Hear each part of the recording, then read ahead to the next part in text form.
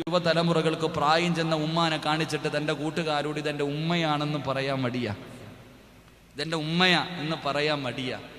വാപ്പ ഇതാണെന്ന് കാണിച്ചു കൊടുക്കാൻ വേണ്ടിയ. കാരണം വാപ്പ ഇവനെ ഒന്ന് നേരെ ചൊവ്വാക്കുന്നതിന് വേണ്ടി കഷ്ടപ്പെട്ട് ഗ്ലാമറൊക്കെ നഷ്ടപ്പെട്ട് ഒരു നല്ല വസ്ത്രം പോലും ഇല്ല വേച്ച് നടക്കുന്ന ഉപ്പാനെ കാണിച്ചിട്ട് ഈ ഗ്ലാമർ ഇല്ലാത്തതാണ് എൻ്റെ വാപ്പ എന്ന് പറയാൻ യുവതലമുറകൾക്ക് മടിയുള്ളൊരു കാലത്തുകൂടെ കടന്നു പോകുന്നത്. അള്ളാഹു കാക്കുമാറാകട്ടെ. ഉമ്മ ആരാണെന്ന് മനസ്സിലാക്കണം. മഹാനായ റസൂലുള്ളാഹി സ്വല്ലല്ലാഹു അലൈഹി വസല്ലമ തങ്ങൾ പറഞ്ഞു, പരിശുദ്ധമായ റമളാൻ മാസം ഏതെങ്കിലും ഒരു മനുഷ്യൻ തൻ്റെ പ്രിയപ്പെട്ട മാതാപിതാക്കളെ കണ്ടാൽ, ഏതെങ്കിലും ഒരു മനുഷ്യൻ തൻ്റെ പ്രിയപ്പെട്ട മാതാപിതാക്കൾ നദറല്ലാഹു ബിറഹ്മതിഹി വഅന കഫീലും ഫിൽ ജന്ന. അല്ലാഹുവിൻ്റെ റസൂൽ സല്ലല്ലാഹു അലൈഹി വസല്ലം തങ്ങൾ പറഞ്ഞു, ഏതെങ്കിലും ഒരു മനുഷ്യൻ റമളാൻ മാസം തൻ്റെ പ്രിയപ്പെട്ട ഉമ്മാനെയും ഉപ്പാനെയും. ലുഖ്മാനുൽ ഹക്കീം റളിയല്ലാഹു തആല അൻഹു ഒരിക്കൽ വീട്ടിൽ നിന്ന് യാത്രയ്ക്ക് പോകുന്ന സമയം ഉമ്മാൻ്റെ അടുക്ക പോയിട്ട് പറഞ്ഞു, ഉമ്മ ഞാനൊരു യാത്രയ്ക്ക് പോകുകയാ, ഉമ്മാന് തിരിച്ചു വരുമ്പോൾ എന്താ കൊണ്ടുവരണ്ടേ? എൻ്റെ ഉമ്മാന് തിരിച്ചു വരുമ്പോൾ എന്ത് കൊണ്ടുവരണം? ഉമ്മ മകനോട് പറഞ്ഞു, നീ എന്നാ വരുമ്പോൾ സ്വർഗത്തിലെ ഒരു പിടി മണ്ണ് വാരിയിട്ട് വരണം കേട്ടാ, സ്വർഗത്തിലെ ഒരു പിടി മണ്ണ് വാരിയിട്ട് വരണം എൻ്റെ പൊന്നുമോൻ. ലുഖ്മാൻ ഹക്കീം റളിയല്ലാഹു തആല അൻഹു ഉമ്മാനോട് പറഞ്ഞു, ഉമ്മാന് സ്വർഗത്തിലെ മണ്ണാണോ വേണ്ടത്? അതിന് ഞാൻ പോയിട്ട് തിരിച്ചു വരുന്നത് വരെ എൻ്റെ ഉമ്മ കാത്തിരിക്കണ്ട, ഞാൻ പോയിട്ട് തിരിച്ചു വരുന്നത് വരെ എൻ്റെ ഉമ്മ കാത്തിരിക്കണ്ട. ലുഖ്മാൻ ഹക്കീം റളിയല്ലാഹു തആല അൻഹു ഉമ്മാൻ്റെ മുന്നിൽ ഇരുന്നിട്ട് പറഞ്ഞു, കാലൊന്ന് പൊക്കുമ്മാന്ന്. ഉമ്മാൻ്റെ മുന്നിൽ ഇരുന്നിട്ട് പറഞ്ഞു, ഉമ്മ ചവിട്ടിയിരുന്ന സ്ഥലത്ത് നിന്ന് കാലൊന്നുയർത്താൻ. ഉമ്മ കാലുയർത്തിയപ്പോൾ ഉമ്മ ചവിട്ടിയിരുന്ന സ്ഥലത്ത് നിന്ന് ഒരു പിടി മണ്ണ് വാരിയിട്ട് ഉമ്മാൻ്റെ കൈ വെച്ച് കൊടുത്തിട്ട് പറഞ്ഞു, ഉമ്മ ഇതാ ഉമ്മ സ്വർഗത്തിലെ മണ്ണ്. അള്ളാഹു നമുക്ക് ഈമാൻ തരുമാറാകട്ടെ. ഉമ്മാൻ്റെ കാൽ ചുവട്ടില സ്വർഗത്തിലെ മണ്ണ് കിടക്കുന്നത്. ഉമ്മാൻ്റെ വില റസൂലുള്ളാഹി സ്വല്ലല്ലാഹി അലൈഹി വസല്ലം തങ്ങളുടെ മുന്നിൽ, റസൂലുള്ളാഹിയുടെ മുന്നിൽ ഒരു സഹാബി വന്നിട്ട് ചോദിച്ചു, നബിയെ എനിക്ക് ഏറ്റവും കൂടുതൽ ബാധ്യത ആരോടാ നബിയെ? അള്ളാഹിൻ്റെ റസൂൽ പറഞ്ഞു, നിന്റെ ഉമ്മയോടാ. പിന്നെ ആരോടാ? ഉമ്മയോടാ. പിന്നെ ആരോടാ? ഉമ്മയോടാ. 3 പ്രാവശ്യം അള്ളാഹിന്റെ റസൂല് ഉമ്മ ഉമ്മ ഉമ്മ. 4മതാ വാപ്പയുടെ പേര് പറഞ്ഞ്, 4മതാണ് വാപ്പയോടാണെന്ന് പറഞ്ഞ്. കാരണം 3 പ്രാവശ്യവും പറയാനുള്ള കാരണം, ഗർഭം ചുമന്നതു 10 മാസം തള്ളയാ, പ്രസവിച്ച വേദന തിന്നതും അവർ തന്നെയാ, പാലൂട്ടി നിന്നെ വളർത്തലും അവരാണ്,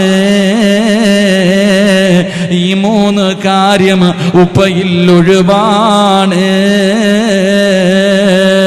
മോനെ 9.5 മാസക്കാലം ഗർഭത്തിൽ ചുമന്നത് നിന്റെ ഉമ്മയാ, വാപ്പയല്ല. ഉമ്മയാടാ ചുമന്നത്.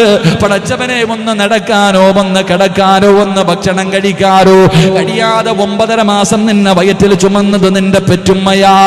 2 മരണവേദനയുടെ വേദനയെന്നത് പ്രസവിച്ചത് വാപ്പയല്ല, ഉമ്മയാണ്. 2 വയസ്സ് പൂർത്തിയാകുന്നത് വരെ പട്ടിണിയാണെങ്കിലും രോഗമാണെങ്കിലും നീ കരഞ്ഞപ്പോ ഓടി വന്ന് നിനക്ക് പാല് തന്നത് ഉമ്മയാ. അതുകൊണ്ട് ഉമ്മയോടാണ് നിനക്ക് ഏറ്റവും കൂടുതൽ കടമയെന്ന് പറയുമ്പോ അല്ലാ, വാപ്പയ്ക്ക് വിലയില്ല എന്നല്ല, വാപ്പയ്ക്ക് മഹത്വമില്ല എന്നല്ല. വാപ്പയാരെന്നറിയുവോ? സ്വർഗത്തിന്റെ മധ്യ കവാടമാണ് വാപ്പയെന്ന് നബി മുഹമ്മദ് മുസ്തഫ സല്ലല്ലാഹു അലൈഹി വസല്ലമ തങ്ങൾ പറയുമ്പോ ഉമ്മാന്റെയും വാപ്പാന്റെയും പൊരുത്തമില്ലാതെ സ്വർഗമില്ല. എന്റെ പ്രിയപ്പെട്ട പെങ്ങന്മാരോട് കണ്ടവന്മാരുടെ കൂടെ ഒളിച്ചോടുന്ന പെൺകുട്ടികളുടെ കാലവാ, കോടതിയുടെ വരാന്തയിൽ കിടന്നിട്ട് കണ്ണുനീരൊലിപ്പിക്കുന്ന ഉമ്മമാരുടെ കാലവാ, കാലിൽ പിടിച്ചിട്ട് കരയുന്ന മോളെ പോകല്ലേ, മോളെ പോകല്ലേ. ഒരു പട്ടിയുടെ വില പോലും നൽകാതെ 10-18 കൊല്ലം പോറ്റി വളർത്തിയ മാതാപിതാക്കളെ ചവിട്ടി തേച്ചിട്ട് എന്റെ പ്രിയപ്പെട്ട പെൺകുട്ടികൾ ഇറങ്ങി ഓടുന്ന കാലവാ. എന്റെ പ്രിയപ്പെട്ട യുവത്വേ, രക്ഷപ്പെടുമെന്ന് നിനക്ക് തോന്നുന്നുണ്ടോ? വാഴ് പറയുന്ന ഉസ്താദന്മാര് നീ പുഴുത്തു ചാകുമെന്ന് പറഞ്ഞാല് കണ്ടവന്മാരുടെ കൂടെ പോകുന്ന പെണ്ണുങ്ങള്, അത് മുസ്ലിമാകട്ടെ അമുസ്ലിമാകട്ടെ, മാതാപിതാക്കളെ കരയിപ്പിച്ചിട്ട് ഇറങ്ങിപ്പോകുന്ന മക്കളുടെ ആഖിബത്ത് മോശമായി പോകുമെന്ന് പറയുമ്പോ പലരും ചോദിക്കും, ഉസ്താദെ അങ്ങനെ പറയാ പാടുണ്ടോ? അങ്ങനെ കരയാ പാടുണ്ടോ? ഖുർആനിൽ പറഞ്ഞിട്ടുണ്ടോ? ഹദീസിൽ പറഞ്ഞിട്ടുണ്ടോ? എന്റെ പ്രിയപ്പെട്ട യുവത്വേ, ഒരു കഥ പറഞ്ഞു തരട്ടെ. മനസ്സിന്റെ ഉള്ളിൽ മറക്കാതെ കണ്ടവന്മാരെ പ്രണയിക്കുന്ന എന്റെ പ്രിയപ്പെട്ട പെങ്ങള്, ഇന്ന് ഇന്നലെയും ഒരു ചെറുപ്പക്കാരൻ റൂമിൽ വന്നിട്ട് കരയുകയാ, ഉസ്താദ് എന്റെ 10ാം ക്ലാസ്സിൽ പഠിക്കുന്ന പൊന്നുപെങ്ങള് ഉപ്പാനോടും ഉമ്മാനോടും പറയുന്നു, എനിക്ക് അവനെ തന്നെ മതി, എനിക്ക് അവനെ തന്നെ മതി. 10-15 വയസ്സുള്ള പെണ്ണ് വാശി പിടിച്ചിട്ട് വാപ്പയോടും ഉമ്മയോടും കയർക്കുകയാ. എന്റെ പ്രിയപ്പെട്ടവരെ, ഒരു കഥ ഞാൻ നിനക്ക് പറഞ്ഞു തരാ, ഒരു മകന്റെ ഗതി നിനക്ക് പറഞ്ഞു തരാ.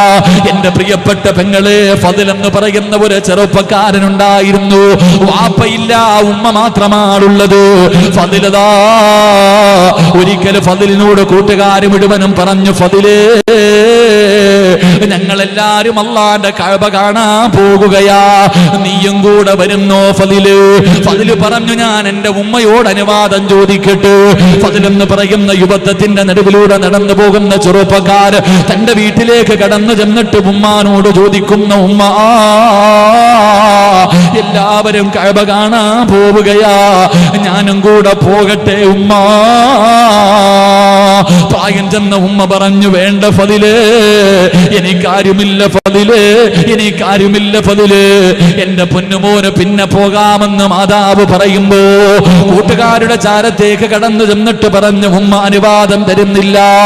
കൂട്ടുകാര് മുഴുവനും കളിയാക്കുകയാണ്, എടാ ഉംറയ്ക്ക് പോലും നിന്റെ ഉമ്മ വിടുന്നില്ലല്ലോ, ഒരു നല്ല കാര്യത്തിന് പോലും നിന്റെ ഉമ്മ അനുവാദം തരുന്നില്ലല്ലോ. കൂട്ടുകാര് മുഴുവനും കളിയാക്കിയിട്ട് ഉംറയ്ക്ക് പോകുകയാണ്. ഫദിൽ എന്ന് പറയുന്ന ചെറുപ്പക്കാരൻ തന്റെ വീട്ടിലേക്ക് കടന്നു വന്നിട്ട് രണ്ടാമതും ചോദിക്കുന്നു, ഉമ്മ ഞാൻ ഉംറയ്ക്ക് പോകട്ടെ ഉമ്മ, ഞാൻ ഉംറയ്ക്ക് പോകട്ടെ ഉമ്മ? ഉമ്മ പറഞ്ഞു, പോകണ്ടടാ പൊന്നുമോന്. ഫദിൽ എന്ന് പറയുന്ന ചെറുപ്പക്കാരൻ റൂമിന്റെ അകത്ത് കയറി ചിന്തിക്കുന്നു, അല്ലാ ഉംറയ്ക്കാണല്ലോ, ഒരു നല്ല കാര്യത്തിനാണല്ലോ, അല്ലാഹുവേ ഉമ്മയുടെ അനുവാദം ചോദിക്കാൻ നിന്നില്ല. ഫദിൽ എന്ന് പറയുന്ന ചെറുപ്പക്കാരൻ ആവശ്യമുള്ള സാധനങ്ങൾ മുഴുവനും എടുത്തിട്ട് വീടിന്റെ വെളിയിൽ ഇറങ്ങുമ്പോ ഉമ്മ പറഞ്ഞു, പോകല്ലേ ഫദില്, പോകല്ലേ ഫദില്. കേൾക്കാതെ പൊന്നുമകൻ ഇറങ്ങുകയാണ്. പടച്ചവരെ, ഉംറയ്ക്ക് പോകുകയാ.